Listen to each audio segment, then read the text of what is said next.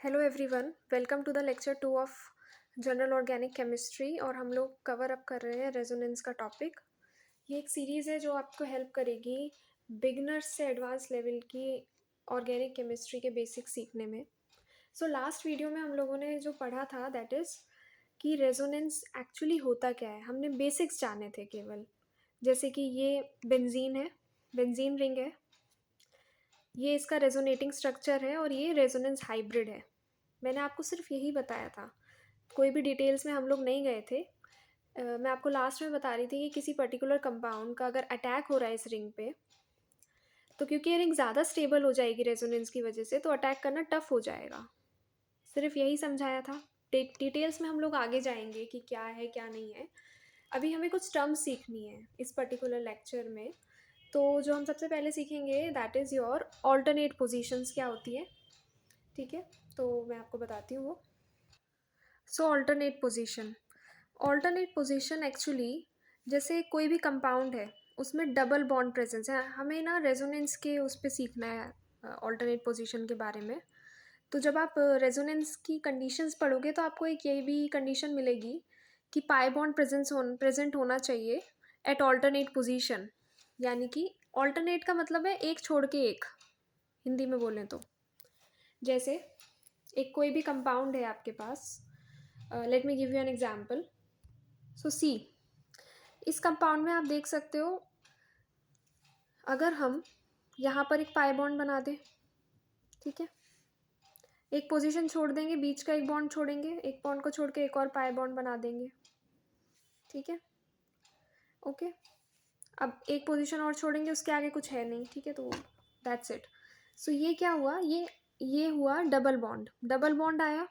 अभी के लिए आप ये समझ लो कि अगर दो बॉन्ड है तो उनमें से एक पाई होगा, ठीक है, फॉर श्योर।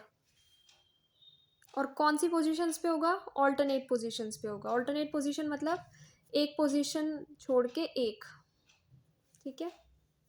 ऐसे ही हम देखेंगे बेंजीन रिंग में। बेंजीन रिंग में भी आप देख सकते हो, यहाँ पे एक पाई बॉन्ड है, क्योंकि दो बॉन्ड आ रहे हैं ना, एक ये वाला बॉन्ड है, एक ये वाला बॉन्ड है। यहाँ पर भी एक पाई बॉन्ड है, इस पोजीशन पे कुछ नहीं है, ठीक है। यहाँ पे भी एक पाई बॉन्ड है, इस पोजीशन पे भी कुछ नहीं है। यहाँ पे भी एक पाई बॉन्ड है, ठीक है, और फिर एक और पोजीशन पे कुछ नहीं है। तो एक पोजीशन छोड़ के आपको पाई बॉन्ड दिखाई दे रहा है, तो ये ऑल्टरनेट पोजीशन पे पाई बॉन्ड आ गया। मैं इसी स्ट्रक्चर को आपको थोड़ा खोल के दिखा देती हूँ ताकि आपको क्लियरली दिखे, ठीक है, कि पाई बॉन्ड है या नहीं है। अब आप देख सकते हो, यहाँ पे आपको दिखेगा ये बेंजीन रिंग का ओपन फॉर्म है, ठीक है। इसमें मैं आपको बताती हूँ, हर कार्बन की 4 वैलेंसी सेटिस्फाइड है एक्चुअली। एक मिनट। अब ना हर कार्बन की ना 4 वैलेंसी सेटिस्फाइड है, एक हाइड्रोजन है, ठीक है, और 3 बॉन्ड्स है प्रेजेंट, तो 4 हो गए ना टोटल। अब आप यहाँ पे देखो, यहाँ तो सिंगल बॉन्ड है। Single bond means sigma. नहीं पता है तो मैं बता देती हूँ, पहला जो बॉन्ड होता है दो कार्बन के बीच में वो सिग्मा होता है। Rest of the bonds like ये, उस बॉन्ड को पाई बोलते हैं। नीचे वाला सिग्मा, ऊपर वाला पाई, ठीक है। तो यहाँ पे एक सिग्मा है, एक पाई है, यहाँ पे सिग्मा ही है खाली, यहाँ पे एक सिग्मा है, यहाँ पे एक पाई है, यहाँ पे भी सिग्मा ही है खाली, यहाँ पे एक सिग्मा है, यहाँ पे एक पाई है, ठीक है। अब आप देखो, यहाँ पे एक पाई बॉन्ड प्रेजेंट है इस वाली पोजीशन पे, यहाँ पे नहीं है, ठीक है। फिर पाई बॉन्ड प्रेजेंट है, तो ये क्या हो गया? ऑल्टरनेट हो गए, है ना। उसके बाद में यहाँ पे एक सिग्मा प्रेजेंट है, यहाँ पे पाई भी प्रेजेंट है, ठीक है। एक छोड़ के एक आपको दिखेगा कि पाई बॉन्ड प्रेजेंट है कार्बन की रिंग के अंदर, ठीक है। नॉर्मल कंपाउंड्स में भी मैंने आपको समझा दिया कि चेन स्ट्रक्चर में ऑल्टरनेट पोजीशंस कौन सी होती हैं। और ऑल्टरनेट पोजीशन भी हमने कैसे सीखी है? पाई बॉन्ड के रिस्पेक्ट में, कि ऑल्टरनेट पोजीशन पे पाई बॉन्ड प्रेजेंट होना चाहिए। यही हमारी रेजोनेंस की एक कंडीशन भी बनती है। रेजोनेंस या रेजोनेटिंग स्ट्रक्चर्स बनाने के लिए एक जो इम्पॉर्टेंट कंडीशन है वो ये है कि कंपाउंड में, पूरे कंपाउंड के अंदर ऐसा भी ना हो कि सिर्फ ऐसा नहीं होना चाहिए कि यहाँ पे सिग्मा सिग्मा दो एक साथ आ गए, तभी भी नहीं बनेगा। कॉन्जुगेशन हो जाएगी पर कंप्लीट कॉन्जुगेशन तो नहीं होगी ना। कॉन्जुगेशन मीन्स रेजोनेटिंग स्ट्रक्चर्स बन जाएंगे, है ना, वो भी सीखेंगे भी। तो इसलिए ऑल्टरनेट पोजीशंस के ऊपर एक तो पाई बॉन्डिंग होनी चाहिए, ये हमें पता होना चाहिए। अब हमने ऑल्टरनेटिंग पोजीशन सीख लिया। एक और फिनोमिना आता है रेजोनेंस हाइब्रिड करके। अब वो रेजोनेंस हाइब्रिड जो आपने भी देखा था ना, ये रेजोनेंस हाइब्रिड ये क्या होता है, इसकी बेसिक डेफिनेशन देख लेते हैं। सो रेजोनेंस हाइब्रिड एक ऐसा स्ट्रक्चर है, जैसे एक कंपाउंड के बहुत सारे फॉर्म्स एग्जिस्ट कर रहे हैं, तो हमें वाइडली एक्सेप्ट करने के लिए एक ऐसी चीज़ चाहिए ना। अब आप देखो, इसको एक एग्जांपल से समझो। जैसे एक साइंटिस्ट है, ही वर्क्स इन यूएसए, ठीक है, केमिस्ट्री पढ़ रहा है। एक साइंटिस्ट है, वो यूके में है, ठीक है, वो भी केमिस्ट्री का ही साइंटिस्ट है, केमिकल साइंटिस्ट है। एक जो साइंटिस्ट है, he is in India, okay. तो वो तीनों अलग अलग तरह से अपना अपना बेंजीन बनाते हैं, है ना।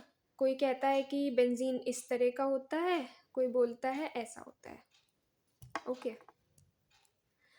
तो कोई तो बोल रहा है ऐसा होगा बेंजीन, कोई बोल रहा है ऐसा होगा बेंजीन, तो सब अलग अलग बना रहे हैं। फिर क्या होगा, हम जब कोई भी साइंस पढ़ते हैं तो वो हर जगह उसके रूल्स एप्लीकेबल होते हैं ना। किसी ने यूके में बैठ के कोई रिसर्च की तो हम उसको भी पढ़ते ही हैं एक टाइम के बाद में, है ना। तो उसको आप स्टडी करने में आपको बहुत प्रॉब्लम आएगी। उसके लिए ना एक साइंटिस्ट ने एक वे निकाला, ऐसे सोच सकते हो आप। तो उन्होंने क्या किया, उन्होंने जो ये रेजोनेटिंग स्ट्रक्चर्स है ना, इनके इक्विवेलेंट एक और स्ट्रक्चर बना दिया। मतलब जो रेजोनेटिंग स्ट्रक्चर्स हैं वो तो अलग अलग तरह से बनते हैं, सेम चीज़ होती है, लेकिन उनको अलग अलग फॉर्म से हम रिप्रेजेंट कर सकते हैं, है ना। तो तो ताकि कंफ्यूजन ना हो, इसलिए साइंटिस्ट ने क्या किया, उन स्ट्रक्चर्स को ना आपस में मिलाया। जो सबसे ज़्यादा स्टेबल रेजोनेटिंग स्ट्रक्चर है, ऐसा भी तो होगा ना, रेजोनेटिंग स्ट्रक्चर भी बनेंगे, एक कहेगा कि मैं वो तो बहुत ही स्टेबल है, उस पर तो अटैक हो ही नहीं सकता। जब वो दूसरी फॉर्म में एग्जिस्ट करेगा वही स्ट्रक्चर, तो वो इतना स्टेबल नहीं रहेगा। तो उन्होंने क्या किया, जिसकी स्टेबिलिटी जितनी ज़्यादा है उस हिसाब से एक वाइडली एक्सेप्टेड स्ट्रक्चर बनाया, जिस कंपाउंड को उस तरह से ही रिप्रेजेंट किया जाए, लाइक ताकि कन्फ्यूजन ना हो। देखो, जैसे बेंजीन का हाइब्रिड स्ट्रक्चर है ये, जो आप पढ़ते भी हो, आप बुक्स में देखोगे आपको ये स्ट्रक्चर मिलेगा। एक जो कॉमन मिसकंसेप्शन है वो ये भी है कि जब हम बेंजीन के केस में स्पेशली बेंजीन का जो स्ट्रक्चर बनाते हैं ना, वो ऐसे बनाते हैं। आप देखोगे कॉलेजेस में भी, स्कूल्स में भी ऐसे करके। ये क्यों करते हैं, जल्दी में बना देते हैं, किताबों में भी ऐसे ही दे देते हैं ताकि बच्चों को कन्फ्यूजन ना हो। बट एक्चुअली में ये वाली फॉर्म जो होती है, ये आप याद रखने के लिए, एक एक्स्ट्रा नॉलेज के लिए समझ सकते हो। स्पेशली जो लोग आगे का भी पढ़ेंगे, एडवांस लेवल तक पढ़ेंगे, उनके लिए काम की बात है। एक्चुअली में क्या होता है, आपको पता है कि बॉन्ड जो है वो अल्टरनेट पोजीशंस पे आ रहे हैं। एक बारी इधर आ रहा है, एक बारी इधर खाली है ना। तो उसको कन्फ्यूजन ना हो, ताकि इसलिए हम क्या कर रहे हैं, ऐसे बॉन्ड ना घूम रहे हैं, तो उसको रिप्रेजेंट करने के लिए डॉटेड लाइंस बनाई है हमने।